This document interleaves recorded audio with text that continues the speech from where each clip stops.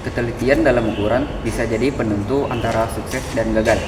Yuk kenali cara baca hasil ukur vernier kaliper, mikrometer, dial test indikator, dan multimeter dengan benar.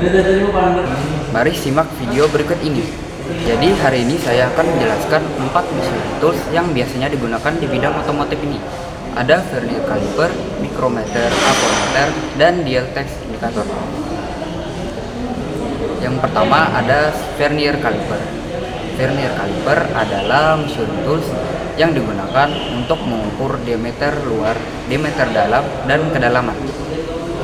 Di vernier kaliper memiliki dua skala, ada skala utama dan skala nonius. Untuk cara menggunakan measuring tools ini adalah pertama-tama bersihkan terlebih dahulu toolsnya dari kotoran dan debu, dan bersihkan juga objek yang akan diukur. Saat angka 0 pada skala utama harus lurus dengan angka 0 pada skala nonius. Pada saat pengukuran, usahakan benda yang diukur sedekat mungkin ke skala utama. Jangan ukur di ujung gigi vernier yang karena akan menghasilkan pengukuran yang kurang akurat. Tempatkan vernier tegak lurus dengan objeknya. Dan untuk membacanya, jika angka 0 pada skala nonius melewati angka 25 pada skala utama, dan pada skala nonius angka 4 lurus dengan angka 4 skala utama, maka dibaca 25,4 mm. Untuk membaca vernier kaliper sendiri sebenarnya tergantung dari vernier kaliper yang kita gunakan. Selanjutnya adalah mikrometer offset. Mikrometer offset adalah tools yang digunakan untuk mengukur diameter luar suatu objek. Apa perbedaannya dengan vernier kaliper? Biasanya hasil benda yang diukur lebih teliti daripada menggunakan vernier kaliper. Jangkauan ukur dari mikrometer sendiri beragam. Ada yang 25 mm, ada yang 25 sampai 50 mm, ada yang 50 sampai 75 mm, dan seterusnya. Sebelum memakai mikrometer offset, kita terlebih dahulu harus mengkalibrasi mikrometer. Bersihkan anvil dan spindle terlebih dahulu dengan kain bersih. Putar ratchet stopper sampai titik 0 pada timbal lurus dengan garis 0. Outer slip, putar ratchet 2 hingga 3 kali, dan kuncilah spindle pada posisi ini dengan lock clamp. Jika titik 0 pada timbal tidak lurus dengan garis outer slip, maka harus dikalibrasi kembali. Ada dua cara dalam mengkalibrasi, yaitu yang pertama, jika lewat 0,02 mm atau kurang, kunci spindle dengan lock clamp. Kemudian dengan kunci penyetel, putarlah bagian outer slip sampai tanda 0 pada timbal lurus dan dengan garis. Membacanya sendiri, satu garis atas outer slip dihitung 1 mm, sedangkan satu garis di bawahnya 0,50 mm, dan pada timbal satu garis dihitung 0,01 mm. Jadi jika contoh mikrometernya seperti ini, maka dihitung 21,16 mm tergantung dari mikrometer yang kita gunakan. Ya, terus ada ampermeter. Ampermeter memiliki kepanjangan ampere volt. Ohm meter sesuai dengan namanya, tools ini mengukur ampere volt dan mau itu AC ataupun DC. Dan ampermeter sendiri ada beragam jenisnya, seperti ampermeter digital dan analog. Untuk yang analog menggunakan jarum untuk menunjukkan skala, sedangkan digital menggunakan layar yang akan menunjukkan angka-angka. Dan untuk menggunakan sendiri sama saja, yang berbeda adalah kalibrasinya.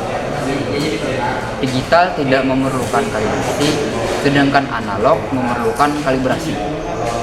Mengkalibrasinya adalah atur pointer selektornya ke home, lalu tempelkan tes hitam dan merah bersama-sama hingga jarum bergerak ujung kanan. Jika jarumnya melebihi angka 0 atau belum melewati angka 0, putar home kalibrasi,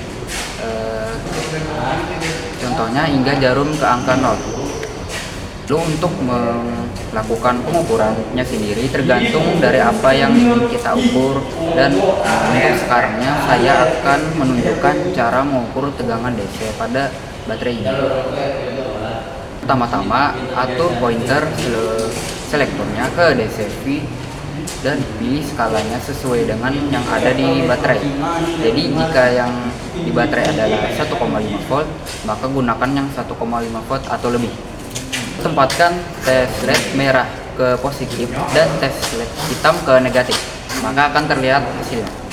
Baca yang analog sendiri, jika jarumnya seperti yang ada di gambar, ini yang mana yang harus kita baca.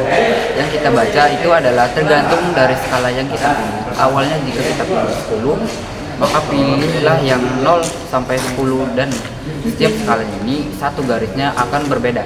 Seperti yang 0 sampai 10 ini, satu garisnya ini 0,2 volt. Jadi berapakah volt pada gambar di sini?